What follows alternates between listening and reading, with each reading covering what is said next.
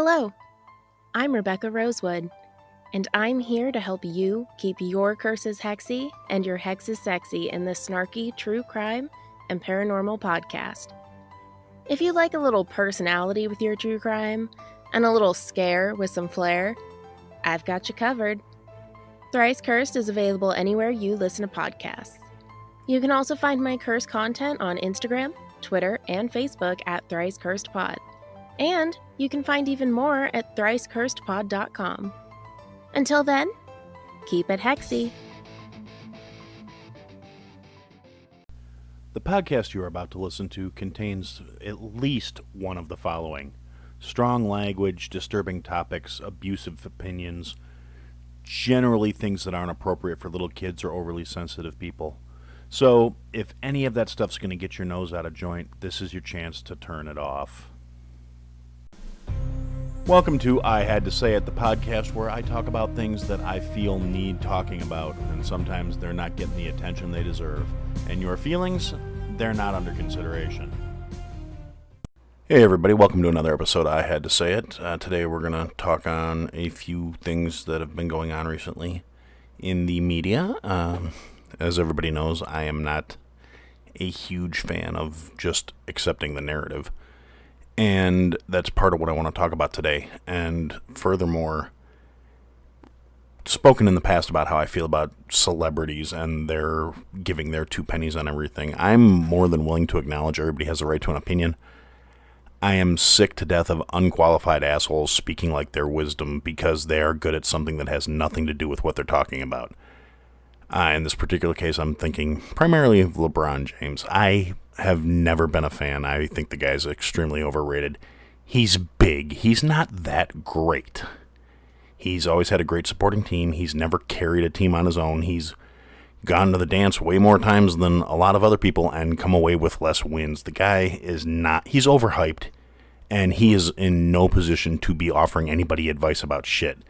He does not come from a place of, like, I speak for the people, even though he seems to think he does.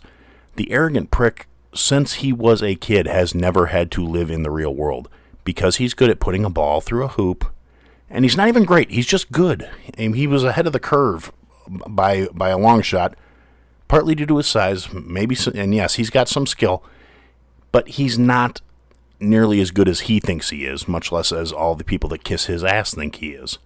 And if you don't like it, I don't care. Get at me, whatever. The guy's overrated, and he's an arrogant prick, and he's never had to live in the real world because people kiss his ass because of the ability to play a sport. So he has no basis for understanding how the real world works, and he has no platform to stand on when it comes to telling other people how to think the real world should work. And that's my opinion. That's what I'm entitled to have. Fuck that guy.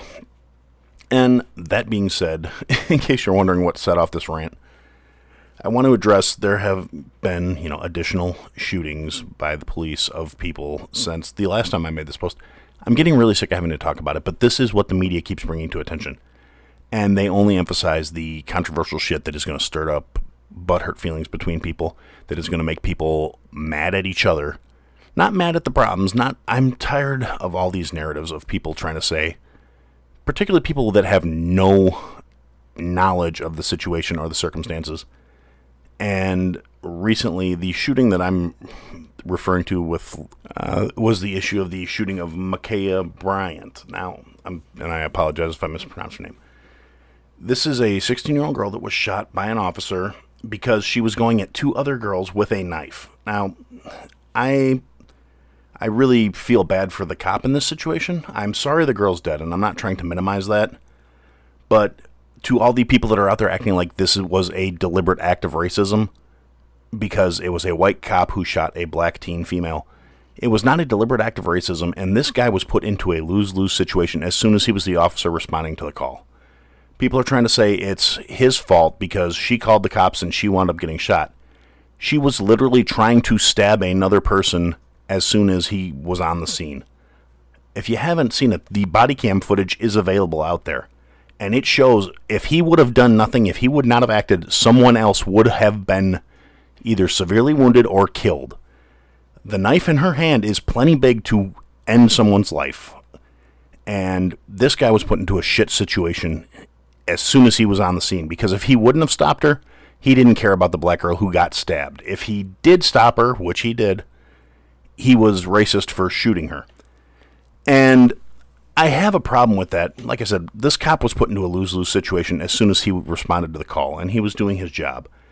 And a lot of people, as soon as it happened, wanted to start trying to make it into a race issue as without any information. That's what I'm pissed off about in this circumstance. These assholes are out here on public media, social media platforms, making pronouncements about how he needs to be fired and sent to jail for what he did without knowing a single one of the damn facts.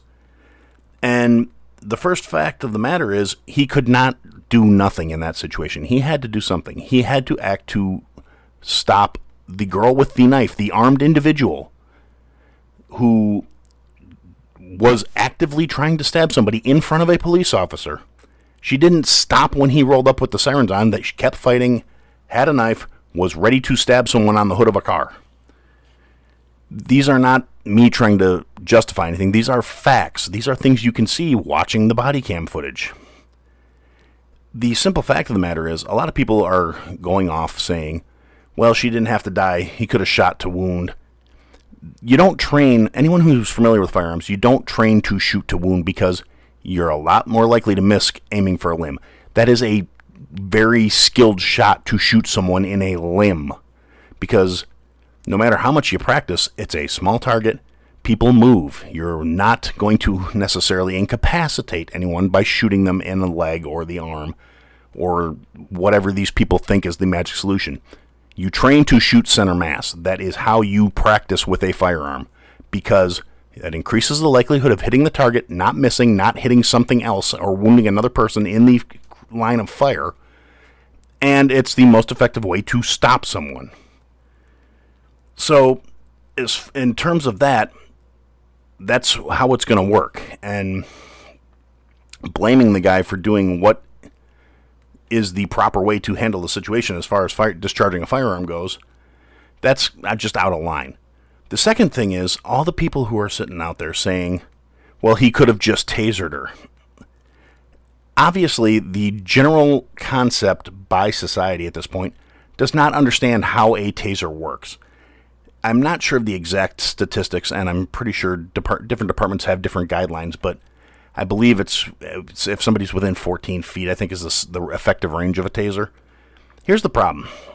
A taser is effective at dropping an individual less than half the time. I don't know the exact numbers, but it's something like 43% of the time or something, a taser will actually drop somebody. And speaking as someone who's been tased, if you shoot me with a taser and I'm within 10 feet of you and I have a knife, you're getting fucking stabbed. So, realistically saying, oh, well, he could have tased her and that would have been the end of it. No, it wouldn't have. And here's another thing for people who don't understand how electricity works. She was in contact with one of the other individuals. She was physically touching one of the people.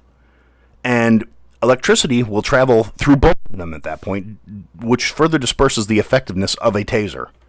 So, realistically, before you start screaming these things, again, I'm not justifying that she's dead. I'm sorry the girl's dead. It's a shame she was taken out of having any kind of future at an age where she realistically should just be getting started with her life. And I'm sorry she's dead.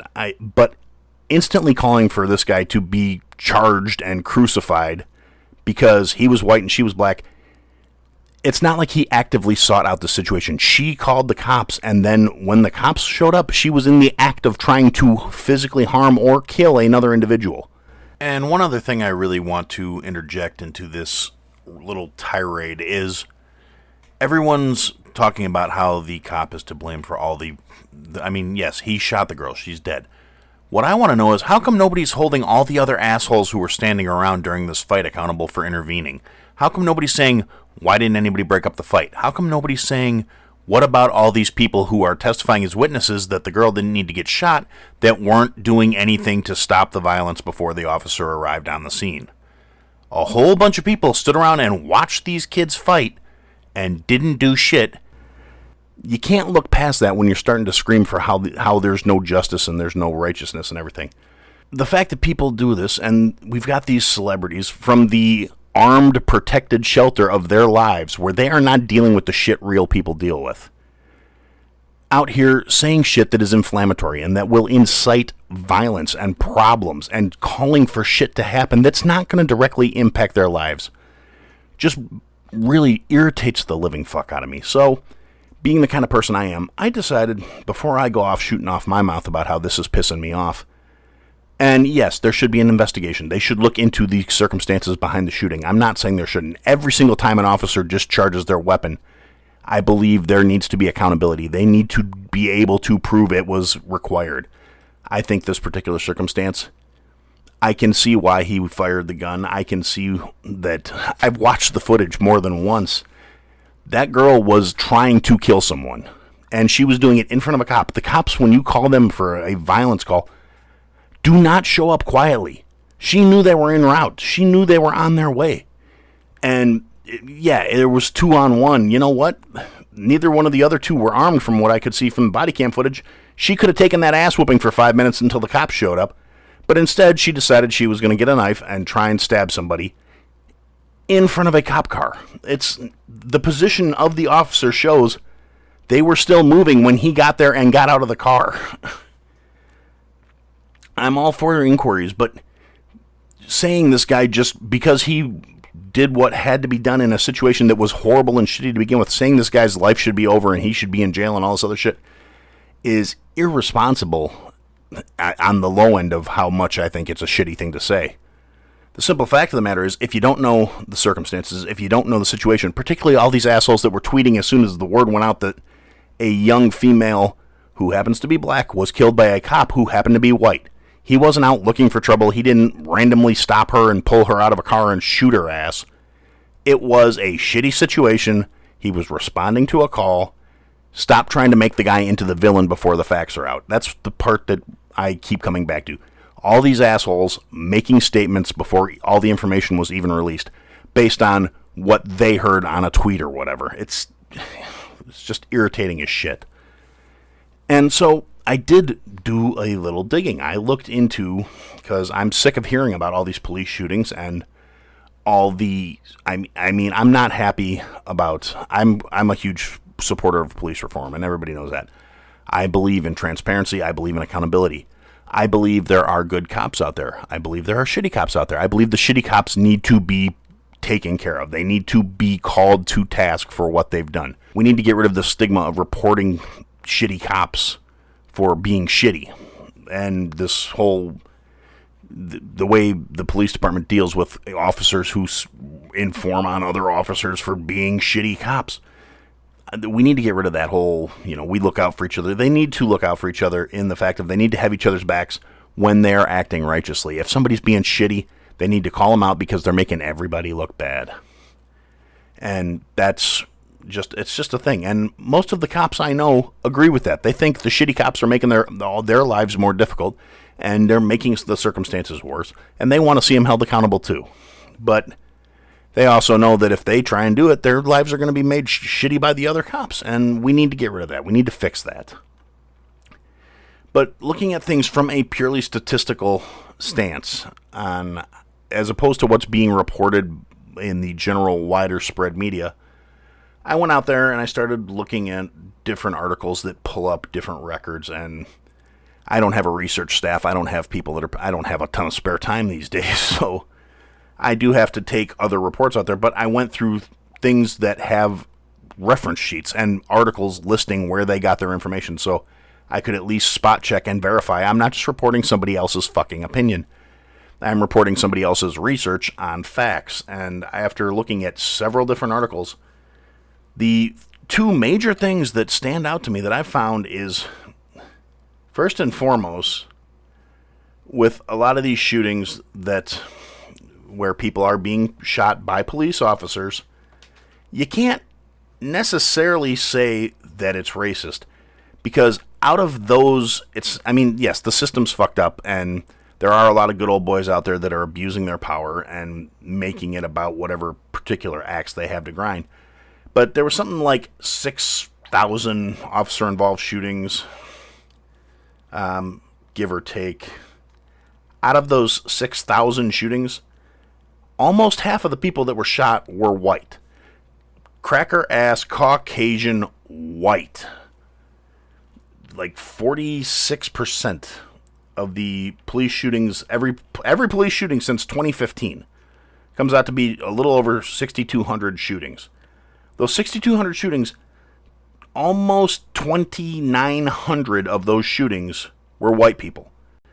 The next highest number was African American descent people, were the second highest number of people shot by the cops at 1,496 police-related shootings. And then the rest were other, according to the research I could actually find, where it's like, Latinx and Asian American and Native American and non-ethnic specified. So let's, look at this realistically. Out of those 6,200 shot individuals, and this is from an article that was written April 14th by Dan O'Donnell, was where I'm getting this particular line of information. Out of the 6,200, give or take, shootings, 94% of the people that were shot by the police were armed at the time, in possession of a weapon, threatening other people's lives. 94%. So the takeaway from this is, yeah, there's a lot of police-involved shootings going on.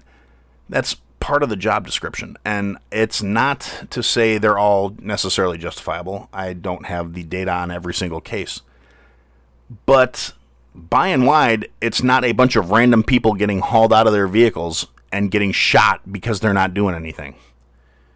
And I don't blame the community and the people for wanting to address these issues, for calling for transparency, for calling for police to receive the proper training. So when they are in a situation where they don't have the proper training, they have people who they can call on.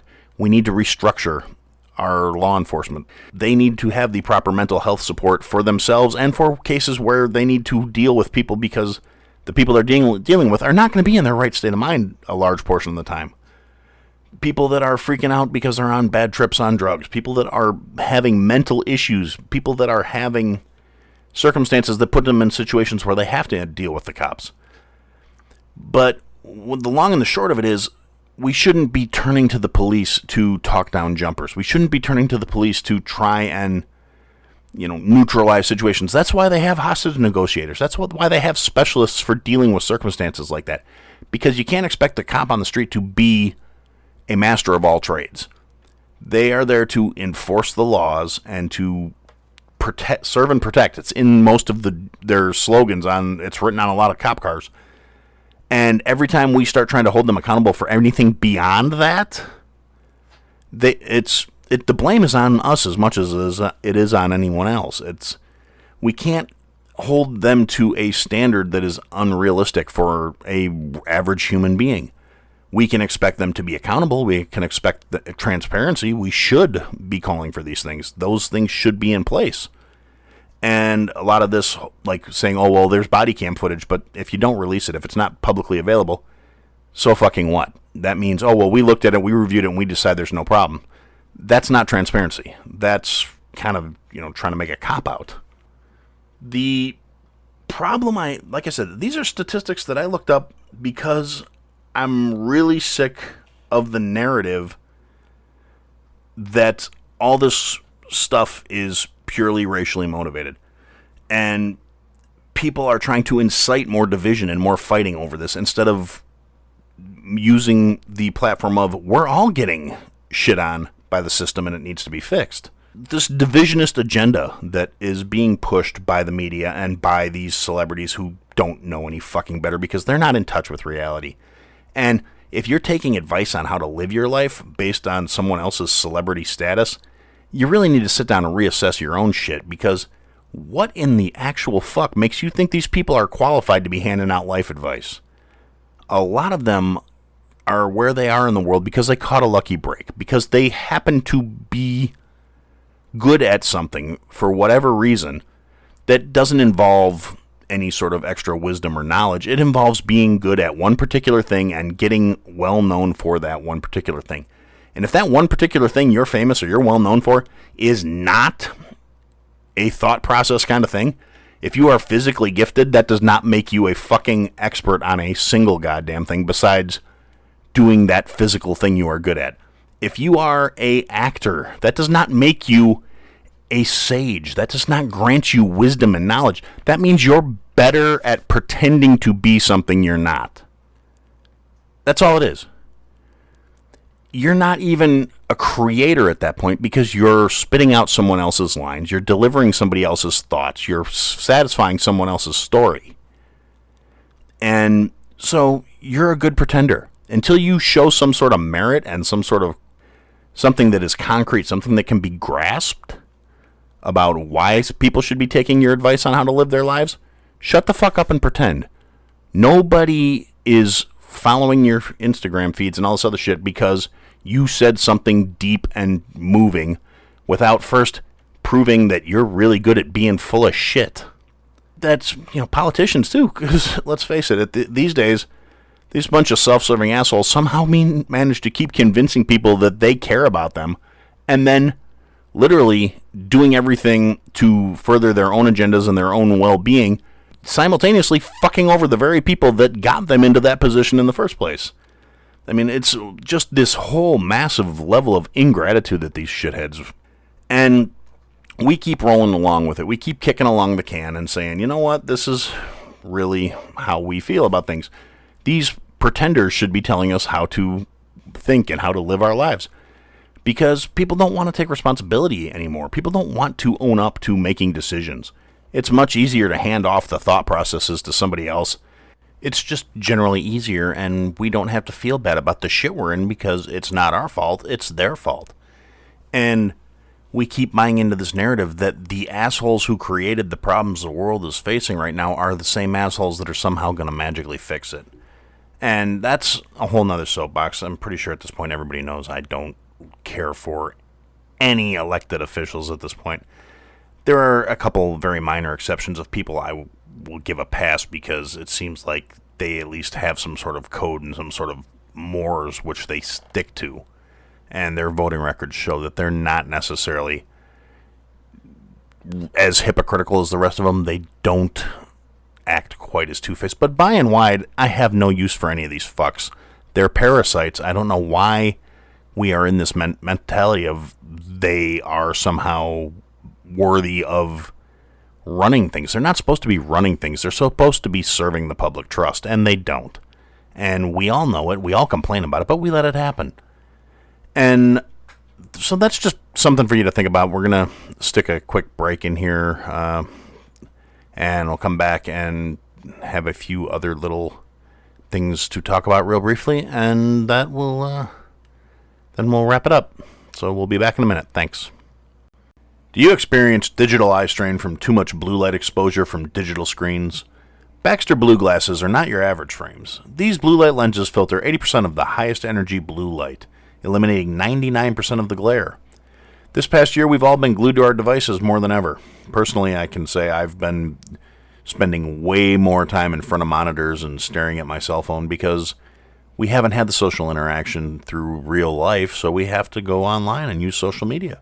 We all spend a lot more time staring at our phones, staring at our TVs, staring at our computers. Our exposure to digital light has soared, and our eyes and our sleep are suffering as a result. Baxter Blue is also a force for good and provides a pair of reading glasses for someone in need for every pair they sell. This is eyewear built for the digital age, and Baxter Blue is giving our listeners 10% off their next purchase of blue light, sleep, or kids glasses. Click on the link in the show notes for your exclusive discount. This is the sign you've been waiting for to invest in blue light glasses. We know you'll love your Baxter's glasses, and we know that you will feel the difference. And just to remind you, there is a link in the show notes. You get 10% off. What's the harm? Check it out. Okay, thanks for sitting through that, and I'm going to stop bitching and moaning and try and inject some positivity in here.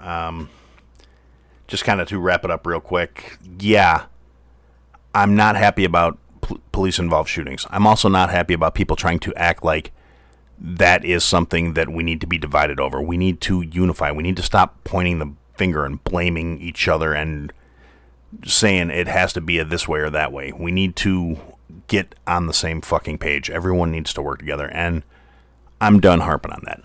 So, we're going to go to a slightly lighter subject for the rest of this episode. And I want to, in case people are wondering, I actually keep sticking these things in towards the end deliberately because this is more aimed at the people who actually listen to the entire episode. Thank you all. I do really appreciate the people who actually listen to this. I really appreciate the people who actually talk to me about some of the stuff that he said. If I'm saying something that's pissing you off and you think I'm a jackass, please, by all means, reach out to me. I'm more than willing to discuss things as long as you can do it in a adult and rational manner. If you want to just send me messages telling me what an asshole I am and how stupid I am and how I obviously don't get it, be aware I'm either going to make fun of you, I'm going to take my shots back, or I'm going to fucking ignore you, because at the end of the day, I really don't care what people think of me in terms of, if you don't like me, if you don't like the way I look at the world, I don't care. If you can prove I'm wrong through a valid, logical argument, I will reassess my thoughts on something. If you're butthurt and you seem to think that yelling louder is going to make you somehow right, fuck off. I got no use for you. And so I want to briefly talk about something.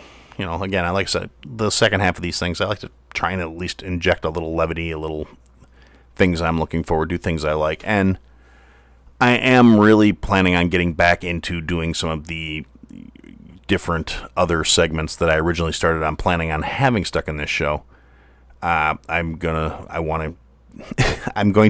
swear I've been saying this for a while, I'm going to get some cooking stuff, either set up some videos or whatever, and just because they are going to be a lot of extra work, they're probably going to be something you're going to have to actively go look for. I'm not just going to randomly stick them in here, but they'll be easy enough to find, I promise. You just have to take the effort to go to the website or find the links. Hell, read the show notes. Some of the stuff will be in the show notes. But that being said, a couple of weeks ago, I did say something about wanting to do a contest because I wanted to show a little appreciation for the people who are actually listening to the show and getting this far in the process. And I pretty much, got it in one where I said, if I only get one or two people that respond to this, I'm probably not going to do it because meh.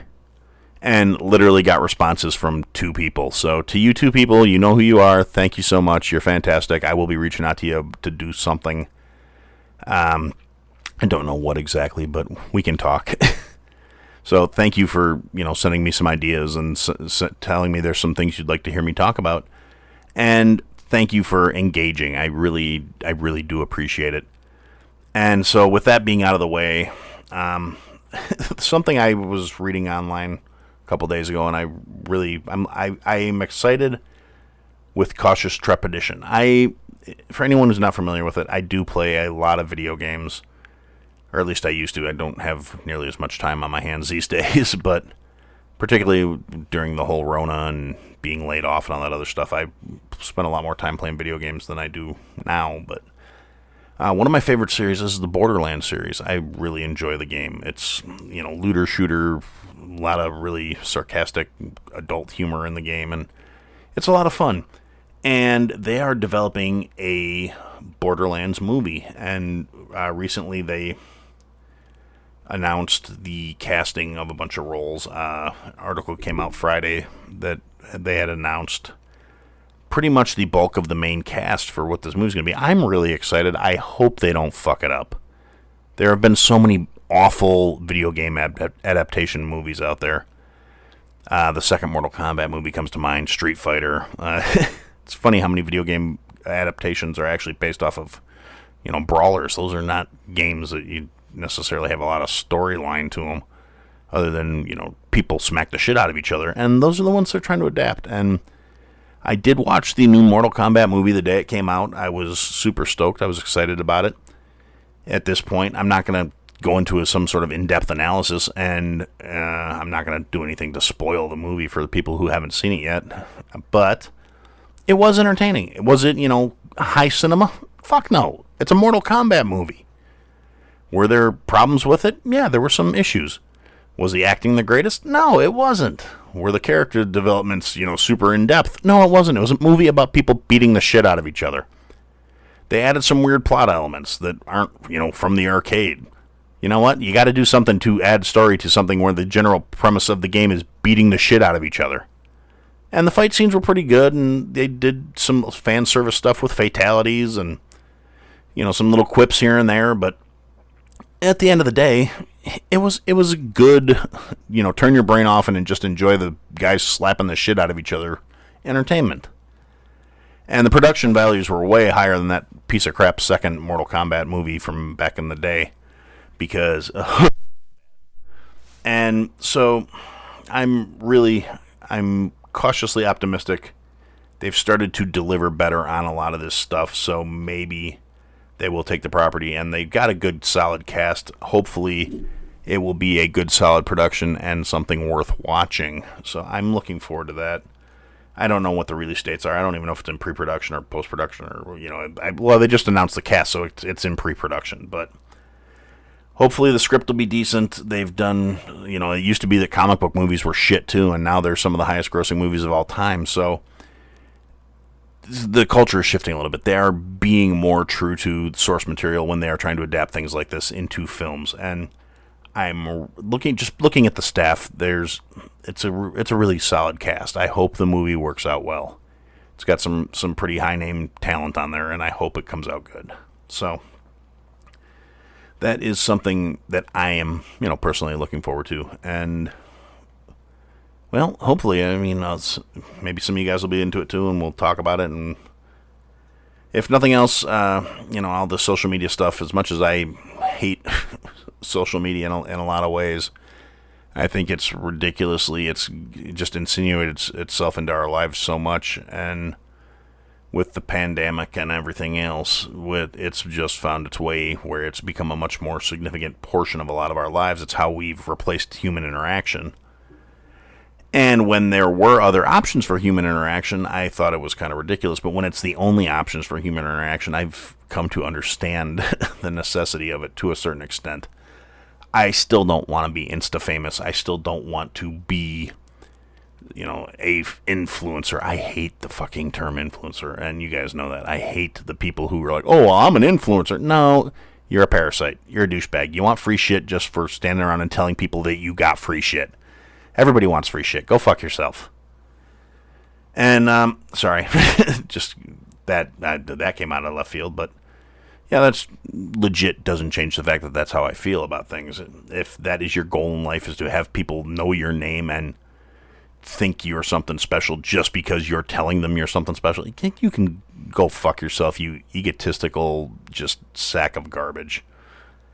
And yeah, so I guess we're coming up on about the half-hour mark here, so I'm gonna stick a pin in this one. And thank you for listening. Thank you for putting up with my rants. Please feel free to reach out to me however you see fit. I'm on all the major social media platforms. I am also reachable through the website, I had to say it, podcast.com.